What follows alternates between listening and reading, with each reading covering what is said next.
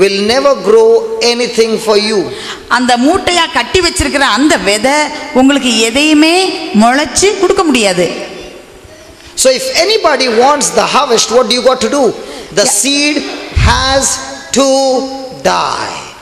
யாராவது விளைச்சல் வேணும், அறுவடை வேணும் அப்படி நினைச்சா அந்த விதை மண்ணில் விழுந்து மடியணும்.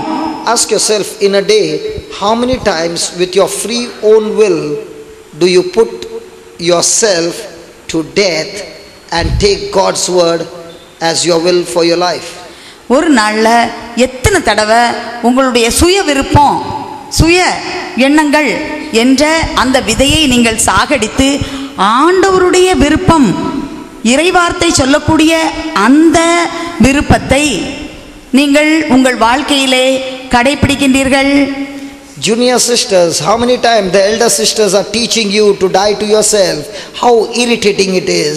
In front of her, praise the Lord sister, good morning. When she turns her back,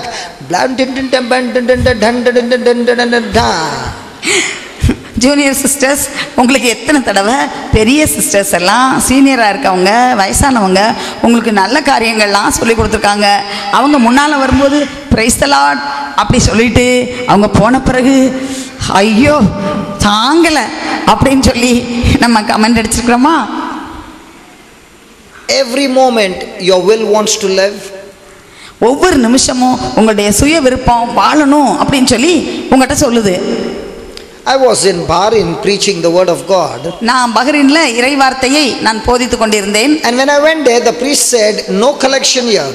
அப்போ அங்கே போனப்போ அங்கே உள்ள ஃபாதர் சொன்னாங்க, இங்கே ஒரு கலெக்ஷனும் கிடையாது. And I was so happy and I said, I agree with you, Father. அப்போ நான் ஃபாதர்கிட்ட சொன்னேன், எனக்கு ரொம்ப சந்தோஷமா இருக்கு ஃபாதர், நீங்க சொல்றதை நான் ஒத்துக்கிறேன் அப்படி சொன்னேன். This father was so hungry for the word of God, he was sitting there both the days.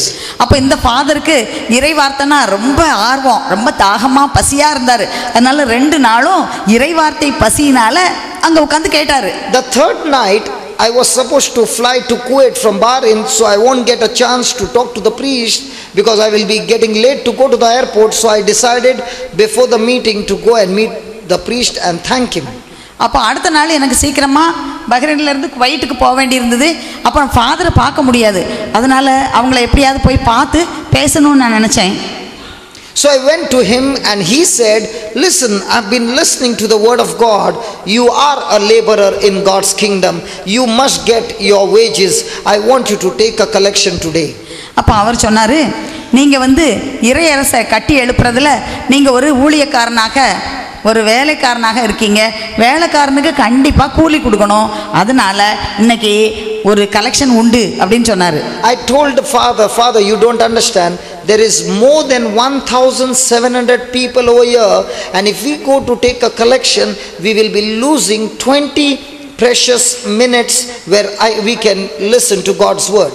அப்போ நான் சொன்னேன், இங்கே 1700 பேருக்கு மேலே இங்கே இருக்காங்க, நம்ம கலெக்ஷனுக்கு போனோம்னு சொன்னால் அதில் 20 நிமிஷம் வீணாயிரும். அப்போ இறைவார்த்தை போதிக்கக்கூடிய அந்த நேரம் வீணா போயிடும் அப்படின்னு சொன்னேன். He said, you can take a collection for yourself as you preach the word of God. அவர் சொன்னாரு, நீங்களே இந்த கலெக்ஷனை எடுத்துடலாம் நீங்க இறைவார்த்தை போதித்து கொண்டே இருக்கும்போது. I said, I cannot preach the word of God when the attention is divided. அப்போ நான் சொன்னேன், இப்படி இறைவார்த்தை போதித்து கொண்டே இருக்கும்போது அது ஒரு பெரிய கவனத்தை சிதறடிக்க கூடியதா இருக்கும், அப்படி செய்ய முடியாது. I said let's cancel the collection and give me 20 minutes extra to preach. அப்ப நான் சொன்னேன், இந்த கலெக்ஷனை கேன்சல் பண்ணிடுவோம், எனக்கு ஒரு 20 நிமிஷம் நான் அந்த இறைவார்த்தை சொல்றதுக்கு எனக்கு எக்ஸ்ட்ராவா நேரம் கொடுங்கன்னு சொன்னேன். Thank God that priest gave me 20 minutes extra. அந்த ஃபாதர் எனக்கு 20 நிமிஷம் எக்ஸ்ட்ரா கொடுத்தாங்க. And in that 20 minutes I called people who had lumps on their body. அப்போ அந்த 20 நிமிஷத்துல நான் சொன்னேன், யார் யார் உடம்புல கட்டிலாம் இருக்குதோ அவங்கெல்லாம் முன்னால வாங்கன்னு சொன்னேன். There were 11 of them. அப்போ 11 பேர் அப்படி கட்டி உள்ளவங்க எல்லாம் இருந்தாங்க. And by the time we finished our prayer, all the 11 the lumps had disappeared. அப்படி நாங்க ஜெபத்தை முடிக்கிற வேளையில 11 பேருக்கும் உடம்புல இருந்த கட்டி சுகமாயி மறைஞ்சு போச்சு. I praise the Lord. Praise the Lord. I ran to the airport. நான் அப்ப வேகமா ஏர்போர்ட்டுக்கு போனேன். I boarded the flight. நான் ஃப்ளைட்ல ஏறினேன். And the devil began to trouble me. அப்போ சாத்தான் என்னை துன்புறுத்த ஆரம்பித்தான். The devil said, 1,700 people, you fool. அது சொல்லுச்சு 1700 பேர் அங்க இருந்தாங்க முட்டாளே அப்படி சொல்லுச்சு. Even if they had to put 1 rupee there, அவங்க 1 ரூபாய் போட்டா கூட by the time it comes to India it becomes 125 rupees. 125. Yeah, Bahrain currency. You ask me the currency, I know all the currency. 125 note கிடைச்சிருக்கோம். 1 rupee from there. 1 ரூபாய் போட்டாலும். So 1,700 people, you could have come with 2 lakhs and plus. இவ்வளவு 1700 பேர் இருக்காங்க, 2 லட்சத்துக்கு மேல பணம் கிடைச்சிருக்குமே. You fool, you fool, you fool. He kept on irritating me. அப்போ அழக சாத்தான் சொல்லுச்சு, முட்டாளே முட்டாளே முட்டாளே அப்படி சொல்லி ஒரே என்னைய ரொம்ப டிஸ்டர்ப் பண்ணிட்டே இருந்தது. And I also started irritating the devil and I said, did you see those lumps disappearing? I destroyed your lumps.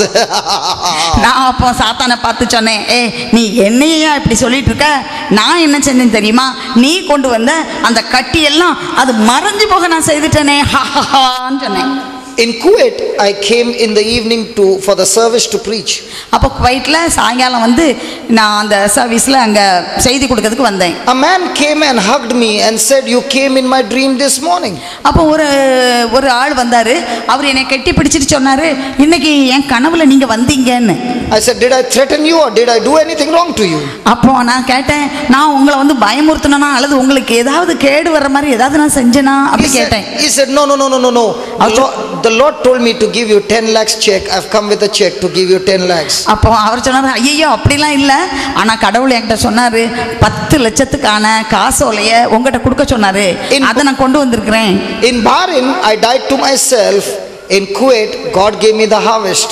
பஹ்ரைன்ல நான் என்னுடைய சுய விருப்பத்தை சாகடித்தேன், ஆனா குவைட்ல ஆண்டவர் எனக்கு அதற்கு வெகுமதி கொடுத்தார். If I share with you testimonies, நான் என்னுடைய இந்த சாட்சியங்களெல்லாம் உங்ககிட்ட சொல்லிட்டே இருந்தேன்னா there will be no time to preach the word of God. நேரமே இருக்காது, இறைவார்த்தையை நான் சொல்லி கொடுக்கிறதுக்கே நேரம் இருக்காது. I have learned every time I die to self, the seed that I'm planting is so small compared to the harvest that comes from heaven, which is so big.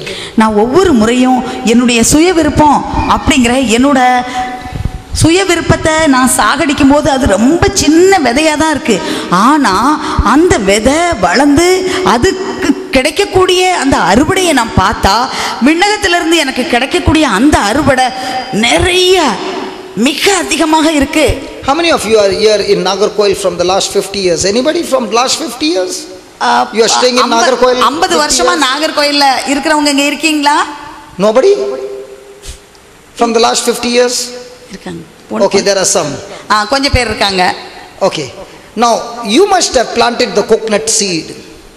நீங்க தேங்காய் ஊனி வச்சிருப்பீங்க. Or might be your father has planted the coconut seed. உங்க அப்பா தென்னை மரத்தை வச்சு வளர்த்திருப்பாங்க. The tree grew up. அந்த மரம் நல்லா வளர்ந்தது. Father has gone to be with Jesus. அப்பா மேலே போயிட்டாங்க. But did he take the tree and go? அவங்க மரத்தை வெட்டி கூட கொண்டு போனாங்களா? You are eating the fruit of what he planted. உங்க அப்பா வச்ச அந்த மரத்திலிருந்து கிடைக்கக்கூடிய அந்த கனிகளை நீங்க இப்ப அனுபவிச்சிட்டு இருக்கீங்க. சரியா? சரியா? Come on, சரியா? சரியா? In the same way, Jesus is saying, every seed that you plant and you die to self and you plant it with your own free will, that seed will not only profit you, but your children and their children and their children and their generation shall eat the harvest of the seed that you plant. ஆண்டவர் இயேசு சொல்கின்றார், நீங்க உங்க சுய விருப்பம் அப்படிங்கிறத உங்கள் விருப்பத்தினால சாய்ஸ்னால அதை சாகடித்து நீங்கள் விதையாக வைக்கும்போது அதிலிருந்து கிடைக்கக்கூடிய அந்த அறுவடையை நீங்களும் உங்கள் பிள்ளைங்களும் பிள்ளைகளுடைய பிள்ளைங்களும் அவங்க பிள்ளைங்களும் அதிகமாக அனுபவிப்பாங்க அப்படி சொல்கிறாரு. Do you agree? சம்மதிக்கிறீங்களா? ஒத்துக்கிறீங்களா? Do you agree? But why do we fail to plant the seed then?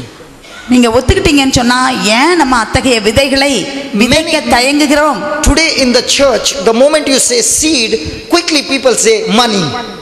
இன்னைக்கு விதை அப்படின்னு சொல்லி நம்ம சர்ச்சில் சொன்னா உடனே மக்கள் எதை சொல்றாங்க? பணம். The true seed is yourself. ஆனா உண்மையான விதை என்னன்னு சொன்னா நீங்க தான்.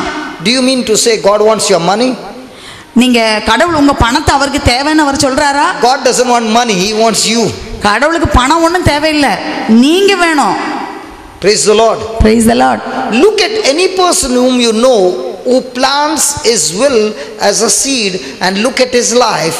His life is not natural, it's supernatural, because what is planted as a seed compared to the harvest, the seed is so small and the harvest is so large. யாராவது ஒருவரை நீங்க பாத்தீங்கன்னா அவங்களுடைய சுய விருப்பம் என்று அந்த விதையை அவங்க சுய விருப்பத்தை சாகடித்து அந்த விதையை ஊன்றுகிறவர்களை நீங்க பார்த்தீங்கன்னு சொன்னா அவர்களுடைய வாழ்க்கை வித்தியாசமாக இயற்கைக்கு அப்பாற்பட்ட பலன்களை பெற்றுக்கொள்ளக்கூடிய ஒரு வாழ்க்கையாக இருக்கும். அவங்க ஊண்டியிருக்கிற விதை ரொம்ப சின்னதுதான், ஆனா அவங்க பெற்றுக்கொள்ளக்கூடிய பலனை பார்த்தீங்கன்னா ரொம்ப அதிகமாக இருக்கும். அவங்க வாழ்க்கை மிகவும் ஆசீர்வதிக்கப்பட்ட வாழ்க்கையா இருக்கு. Every day in our life, do we get a chance to sow ourselves as a seed? நம்முடைய ஒவ்வொரு நாளும் நம்முடைய வாழ்க்கையில நம்மையே ஒரு விதையாக விதைக்கக்கூடிய வாய்ப்பு நமக்கு கிடைக்குதா? You all are sleeping in one room, 4 of you. நீங்க 4 பேர் ஒரு ரூம்ல தூங்கிட்டு இருக்கீங்க. She took your pillow. அந்த பக்கத்துல இருக்கவங்க உங்களுடைய தலையணையை எடுத்துக்கிட்டாங்க. And that is your favorite pillow. அது உங்களுக்கு ரொம்ப இஷ்டமான தலையணை. You cannot do without it. அது இல்லாம தூக்கம் வராது. But she says, I want it. அப்ப அவங்க சொல்றாங்க இன்னைக்கு நான் இதை வச்சு படுக்கிறேன்னு. Do you die to yourself and give away that pillow with love and with a smile? நீங்க அப்போ சரி பரவாயில்ல போட்டோம் நம்ம இன்னைக்கு சும்மா படுப்போம் அப்படின்னு நல்லா சிரிச்சுக்கிட்டு அன்போட நீங்க வச்சுக்கோங்க அப்படி கொடுக்குறீங்களா? Aha. That plate should be mine, that glass should be mine, that mine. நம்ம என்ன செய்றோம்? இது என்னோட தட்டு, இது என்னோட டம்ளர், இது என்னோட கட்டில், இது என்னோட இடம், எல்லாம் என்னோடது அப்படி நம்ம சொல்றோம். If you cannot die for those small things, how are you going to die for big things for Christ? இப்படி சின்ன சின்ன காரியங்களுக்கு உங்களை இழக்க நீங்க விரும்பலனா எப்படி ஆண்டவருக்காக பெரிய காரியங்களை நீங்க இழப்பீங்க? So you might be a person who does fantastic prayers. நீங்க ஒரு பெரிய ஜெப வீரனாய் இருக்கலாம்.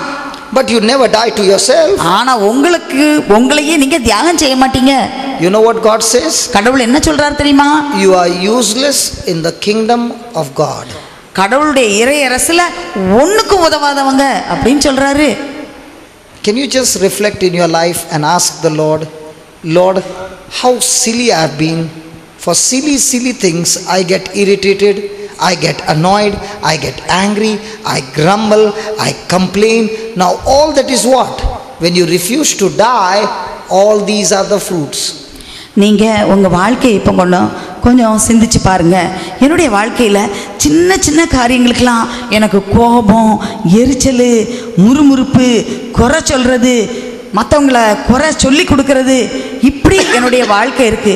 அப்படி இருந்துச்சுன்னு சொன்னா நான் எப்படி ஆண்டவருடைய இறையரசுல என்னை இழந்து நான் அந்த அரசை கட்டி எழுப்ப நான் சுயத்தை சாகடிக்கிறேன்னு சொல்ல முடியும்? Let me give an example so that you understand. நான் ஒரு எக்ஸாம்பிள் சொல்றேன். One day Mother Teresa saw that there is no food at home. ஒரு நாள் அன்னை தெரசா அவங்களுடைய அந்த விடுதியில பிள்ளைகளுக்கு கொடுக்க சாப்பாடு இல்லை. The children were at home. அந்த பிள்ளைங்க எல்லாம் அங்க இருந்தாங்க. So she went out asking for alms. அவங்க வெளியே போய் மற்றவங்ககிட்ட உதவி கேட்கறதுக்காக போனாங்க. So she went to a shop and the shopkeeper hated the Christians. அவங்க ஒரு கடைக்கு போனாங்க. ஆனா அந்த கடைக்காரருக்கு கிறிஸ்தவங்களை கண்டாலே பிடிக்காது. So she put her hand out. அவங்க கையை நீட்டி எங்க விடுதியில இருக்க பிள்ளைங்களுக்கு கொஞ்சம் உதவி செய்யுங்கன்னு கையை நீட்டினாங்க. And that man, அந்த கடையில் உள்ளவன் நல்லா காரி கையில துப்புனான். What did Mother Teresa do? அப்போ அன்னை தெரசா என்ன செஞ்சாங்க? She looked at him. அந்த ஆளை பார்த்தாங்க. Closed her fist. இந்த கையை இப்படி மூடி வச்சாங்க. The man began to smile. அந்த ஆள் அப்படி ஸ்மைல் பண்ணாரு. And Mother Teresa was a black belt judo. In the next moment she knocked off his 3 teeth. அன்னை தெரசா இந்த ஜூடோலாம் நல்லா பிடிச்சிருந்தாங்க. அப்படி ஓங்கி ஒரு குத்து விட்டாங்க. அவனோட 3 பல்லு உடைஞ்சிச்சு. And she gave him those 3 teeth. அந்த 3 பல்லையும் வச்சுக்கோ அப்படி கொடுத்தாங்க. அப்படியா?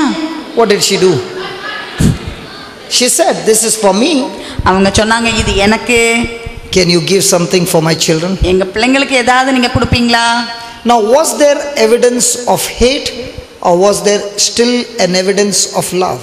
இதில் நம்ம எதை பார்க்குறோம் வெளிப்படையா?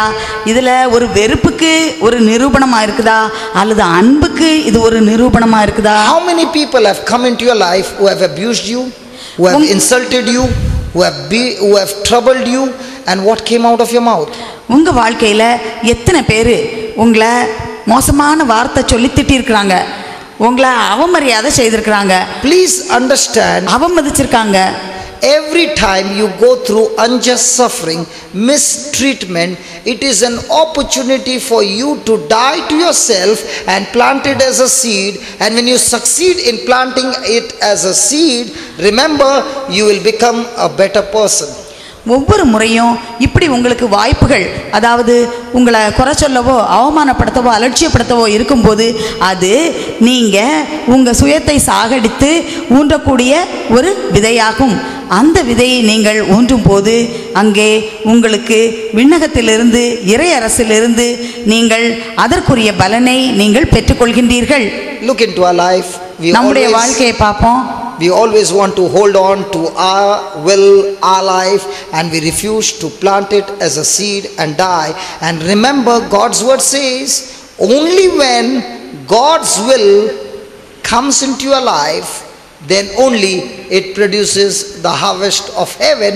And God's will can come only when you die to your will. நான் எத்தனை முறை நமக்கு இந்த வாய்ப்பு வந்து நம்ம அதை பயன்படுத்தி நாம் இவ்வாறு நம்முடைய சுயத்தை சாகடிக்கின்றோம். இறைவனுடைய அந்த விருப்பத்தை நம்முடைய வாழ்க்கையில் நாம் ஏற்றுக்கொள்ளும் போதுதான் நமக்கு அந்த விதையானது ஊன்றப்படுகின்றது, நம்முடைய சுயமானது சாகடிக்கப்படுகின்றது. அப்போதுதான் அந்த விதையிலிருந்து நம்முடைய சுயம் சாகடிக்கப்பட்ட அந்த விதையை ஊன்றும் போது அந்த விதையிலிருந்து நாம் அபரிமிதமான விளைச்சலை பெற்றுக்கொள்ள முடியும். Today God is challenging you and asking you, are you ready to die to yourself and say, Lord, your word, I'm going to keep it no matter what, and I'm going to plant it as a seed. And if anyone is ready to do that, remember, you watch it and see, the harvest will grow from glory to glory. இன்று ஆண்டவர் உங்களை கேட்கின்றார், நான் உனக்கு ஒரு சவால் விடுகின்றேன். நீ உன்னுடைய சுய விருப்பத்தை சாகடித்து அந்த செய்கையினால் ஒரு விதையை நீ ஊன்றி வைப்பாயா என்று அவ்வாறு நீங்கள் செய்வீர்கள் என்றால் உங்களுக்கு அதிலிருந்து மிக அதிகமான அறுவடையும் இன்னும் ஆண்டவருடைய மகிமையும் உங்கள் வாழ்க்கையில் நீங்கள் அதை அனுபவிப்பீர்கள். I thank God for my team in Goa. நான் உண்மையிலே என்னுடைய குழு, கோவாவில் இருக்கின்ற அந்த குழு மெம்பர்களுக்காக நான் நன்றி சொல்கிறேன். We were having a discussion. நான் எங்களுக்கு வந்து ஒரு கலந்துரையாடல் டிஸ்கஷன் இருந்தது. And we were saying now we have to increase the people to 2,500 people to come for the retreat, with 500 people to stay in the live-in retreat, and all this is free. நாங்கள் உட்காந்து discuss பண்ணிட்டு இருந்தோம். 2500 பேர் தியானத்தை attend பண்ணணும், இன்னும் 500 பேர் உள்ள தங்கி அந்த தியானத்தை செய்யணும். அப்புறம் இவங்க எல்லாரும் தியானம் செய்யும்போது எல்லாம் இலவசமாக எந்த பணமும் வாங்காமல் இதை நடத்தணும் அப்படின்னு நாங்கள் பேசிகிட்டு இருந்தோம். Our main ministry is not only preaching, our main ministry is to taking care of alcoholics and drug addicts. That's our main ministry. எங்களுடைய முக்கியமான பணி என்னன்னு சொன்னால் இறை வார்த்தையை போதிக்கிறது மட்டும் கிடையாது, மாறாக குடி பழக்கம் உள்ளவங்க, அடிமையானவங்க, போதைப் பொருளுக்கு அடிமையானவங்க, இவங்களுக்கெல்லாம் மறுவாழ்வு கொடுக்கணும் அப்படிங்கிறதும் எங்களுடைய பணியில் முக்கியமான ஒன்று. And their stay, their food, everything is free. அவங்க தங்குறது, அவங்களுக்கு கொடுக்கக்கூடிய உணவு எல்லாம் இலவசம். They have to stay with us for 6 months. அவங்க 6 மாதம் எங்களோட தங்கி இருக்கணும். Now is it going to cost money? அதுக்கு வந்து நிறைய செலவாகும். Hello, அப்படிதானே? 6 மாதம் நம்ம கூட தங்கி இருந்தால் அவங்களுக்கு எல்லாம் கொடுக்கணும். Now when we were discussing, one person said, now that expenditure is going to increase, brother, we must look out for ways how we can do and give more things freely than before. அப்போ அப்படி பேசிட்டு இருக்கும்போது அந்த குழுவில் உள்ளவங்க சொன்னாங்க, brother, அந்த செலவு இன்னும் அதிகமாக தான் போகுது, இன்னும் நம்ம கூட வந்து தங்குறவங்களுக்கு நல்ல வசதி செய்து கொடுக்கணும், இன்னும் பொருள்கள்லாம் இன்னும் அதிகமாக கொடுக்கணும் அப்படின்னு சொன்னாங்க. The world will say you must cut down the expenditure, right? உலக பார்வையில் உலகம் என்ன சொல்லுன்னு சொன்னால் செலவை குறைக்கணும்னு சொல்லும். Hello? அப்படிதானே? What happened to you all? Are you all here or gone somewhere? நீங்க கவனிக்கிறீங்களா? இங்க இருக்கீங்களா? எங்க போயிட்டீங்களா? கவனிக்கிறீங்களா? Thank God you are here. Okay. The world will say you must cut down the expenditure. உலகம் சொல்லும் செலவெல்லாம் குறைக்கணும். But Jesus says you sow bountifully, you will reap bountifully. ஆனா ஆண்டவர் என்ன சொன்னாரு? அதிகமா நீங்க விதைச்சீங்கன்னா அதிகமா அறுவடை செய்வீங்கன்னு சொன்னாரு. சரியா? சரிதானே? Which one are you going to obey? எது நீங்க எதுக்கு கீழ்ப்படிய போறீங்க? You will say, Lord, first show me what you will give me, then I will sow. It never works that way. You have to believe His word and sow your life as a seed, and then only you will taste the harvest. நீங்க சொல்லுவீங்க, ஆண்டவரே நீர் என்ன தரணும்னு சொல்லியிருக்கிறீரோ அதை முதல்ல தாரோம், அதுக்கப்புறம் நான் விதைக்கிறேன்னு அப்படி நீங்க சொல்லுவீங்க. ஆனா செய்ய வேண்டியது முதல்ல நீங்க தான் அந்த விதையை ஊன்ற வேண்டும். அப்படி செஞ்சாதான் ஆண்டவர் வாக்களித்திருக்கின்ற அந்த மிகப்பெரிய அறுவடையை உங்களுக்கு தருவார். Ask yourself, உங்களையே நீங்க கேட்டுக்கொள்ளுங்க. when you make decisions, do you make decision based on God's word or the world system? நீங்க சில முடிவுகள்லாம் எடுக்கும்போது நீங்கள் இறை வார்த்தையை அடிப்படையா வச்சு நீங்க எடுக்கீங்களா, உலக தரத்தில் உலக பாணியில் நீங்க அந்த முடிவு எடுக்கீங்களா? எப்படி எடுக்கிறீங்க? Nobody is talking. யாரும் பேச மாட்டேன்றீங்க, பேசுங்க. எப்படி முடிவெடுக்கீங்க? பைபிளை தூக்கி வச்சுட்டு வாசிச்சுட்டு முடிவெடுக்கீங்களா, எல்லாரும் செய்யறத பார்த்து இதுபடி தான் முடிவெடுக்கணும்னு எடுக்கிறீங்களா? I have seen the more I die to myself. You know what is dying? Dying means to give. எவ்வளவுக்கு அதிகமாக நான் என்னை சாகடிக்கிறேனோ அப்படின்னா என்ன அர்த்தம்? எவ்வளவுக்கு அதிகமாக நான் கொடுக்கிறேனோன்னு அர்த்தம். Give what God has given you is dying. ஆண்டவர் எனக்கு கொடுத்ததை நான் மற்றவர்களுக்கு கொடுப்பேன் அப்படின்னு சொல்றதுதான் சுயத்தை சாகடிப்பது. Okay. Let me put it this way. நான் இப்படி சொல்றேன். Have you ever heard anybody say I love you? யாராவது எப்பமாவது உங்ககிட்ட ஐ லவ் யூ அப்படி சொல்லியிருக்காங்களா? Tamil.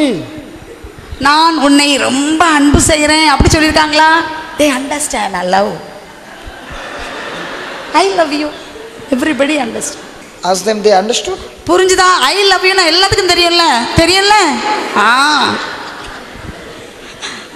You are smart, huh? Yes. Praise the Lord. Praise the Lord. Now, every time you say I love you, do you know what is the meaning of that? ஒவ்வொரு தடவையும் I love you அப்படின்னு சொல்லும்போது அதுக்கு அர்த்தம் தெரியுமா? In human in the world system, I give you a rose and say I love you. இந்த உலக பாணியில ஒரு ரோஸ் கொண்டு போய் கொடுத்துட்டு ஐ லவ் யூ அப்படி சொல்றேன். Now I give you rose, now you should give me something I want. நான் உனக்கு ரோஸ் கொடுக்குறேன், எனக்கு எது தேவையோ அது நீ கொடுக்கணும். இதான் உலக பாணி. The wife will say I love you darling.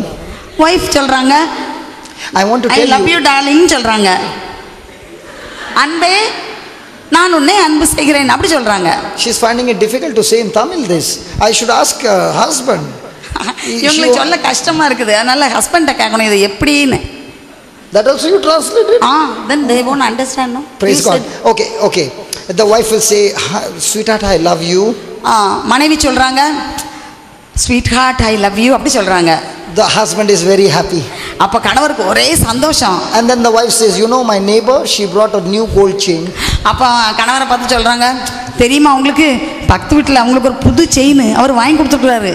The husband will know what's coming up now. இப்போ கணவருக்கு தெரியும் அடுத்தது என்ன வரும்னு.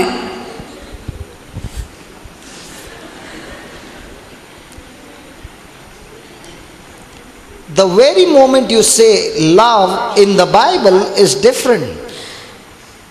அன்பு லவ் என்று சொல்வது இந்த பைபிள்ல வித்தியாசமா இருக்கு. It means John 3:16, God so loved the world that he what? அவர் என்ன செய்தாரு? He what? என்ன செய்தாரு? He what? என்ன செய்தார்? God so loved the world that he கடவுள் gave his only begotten son. So the moment you say I love you means whatever I got I give to you in exchange of nothing. பைபிள்ல அன்பு அப்படின்னு சொல்லும்போது யோவான் எழுதிய திருமுகத்துல 3வது அதிகாரம் 16வது வசனம் இப்படி சொல்லுது, கடவுள் இந்த உலகின் மீது அன்பு கூர்ந்தார், அதனால தன்னுடைய ஒரே மகனை இந்த உலகிற்கு, இந்த உலகில் உள்ளவங்கள் அழியாம இருக்கணும்னு சொல்லி தன் ஒரே மகனை இந்த உலகிற்கு அவர் அனுப்பினார். அப்போ அன்பு என்று சொல்லும்போது தன்னிடம் உள்ள எல்லாவற்றையும் கொடுப்பதுதான் அன்பு. Hallelujah. Hallelujah. So when Jesus says I love you, it means whatever I got I give to you, and I do not demand anything from you, not even your love. I have done it for you because I love you. ஆண்டவர் இயேசு அன்பு செய்கிறேன் என்று சொல்லும்போது அவர் என்ன சொல்கின்றார்? நான் எனக்குள்ள எல்லாவற்றையும் நான் உனக்கு கொடுக்கின்றேன். உன்னுடைய அன்பை நான் எதிர்பார்க்கவில்லை, ஆனால் என்னிடம் அன்பு இருக்கின்றது. எனவே அந்த அன்பை நான் உனக்கு தருகின்றேன், ஏனென்றால் நான் உன்னை அன்பு செய்கிறேன். Do you love your friend? உங்க ஃப்ரெண்டை நீங்க லவ் பண்றீங்களா? அன்பு செய்றீங்களா? So you do this, I love you. From the next day she doesn't do that. நீ இதை எந்த உதவி எனக்கு செஞ்சா மேல அன்பா இருப்பேன், ஃப்ரெண்டா இருப்பேன். எனக்கு செய்யலன்னு சொன்னா ஒன்று எனக்கு பிடிக்காது. So how is our love? நம்முடைய அன்பு எப்படி இருக்கு? Our love is based on performance. நம்முடைய அன்பு செயலாக்கத்தை பொறுத்து தான் இருக்குது. You do this for me, and if I like it, I love you. If you do that, what I don't like, I hate you. நீ இதை செய்ய, நான் உனக்கு இதை செய்கிறேன். நான் விரும்புறதை நீ செய்யலைன்னு சொன்னா நான் உன்னை வெறுக்கிறேன், உன்னை எனக்கு இஷ்டம் இல்லை. So the next time you say I love you, there has to be evidence. அடுத்த முறை நான் உன்னை அன்பு செய்கிறேன் அப்படின்னு சொன்னா அதுக்கு ஒரு ஆதாரம், நிரூபணம் இருக்கணும். Okay, let me put it this way. How many of you believe God's standard is way higher than the world standard? எத்தனை பேர் இப்படி நினைக்கிறீங்க? கடவுள் வைத்திருக்கக்கூடிய ஒரு வாழக்கூடிய ஒரு தரம், ஸ்டாண்டர்ட், அது ரொம்ப பெருசா இருக்கு. உலகம் வச்சிருக்கக்கூடிய அந்த ஸ்டாண்டர்ட் ரொம்ப குறைவா இருக்கு அப்படின்னு எத்தனை பேர் நினைக்கிறீங்க? சரியா? So now if you come to Jesus and say I love you, I love you, I love you, நீங்க ஆண்டவர் இயேசுட்ட வந்து ஆண்டவரே நான் உம்மை அன்பு செய்கிறேன், அன்பு செய்கிறேன், அன்பு செய்கிறேன் அப்படி சொல்றீங்க. you are thinking from your standard. நீங்க உங்களுடைய அந்த ஸ்டாண்டர்ட்ல இருந்து இப்படி நீங்க சொல்றீங்க. But God has his own standard. ஆனா கடவுளுக்கு அவருடைய சொந்த அந்த ஸ்டாண்டர்ட் இருக்குது. So Jesus is saying when you come and say I love you, I love you, I love you, ஆண்டவர் இயேசுவுக்கு தெரியும் நீங்க நான் உம்மை அன்பு செய்கிறேன், அன்பு செய்கிறேன், அன்பு செய்கிறேன் அப்படின்னு சொல்லும்போது I am not pleased with it. அது எனக்கு வந்து ரொம்ப மன நிறைவை கொடுக்கல. Let me give you an example. நான் ஒரு உதாரணம் சொல்றேன். One woman will go and tell her another woman. ஒரு பெண்ணு இன்னொரு லேடிட்ட போய் சொல்லுவாங்க. Supposing I am a woman, I will go and tell her. இப்போ நான் ஒரு லேடின்னு சொன்னா நான் இவங்கிட்ட போய் சொல்றேன்.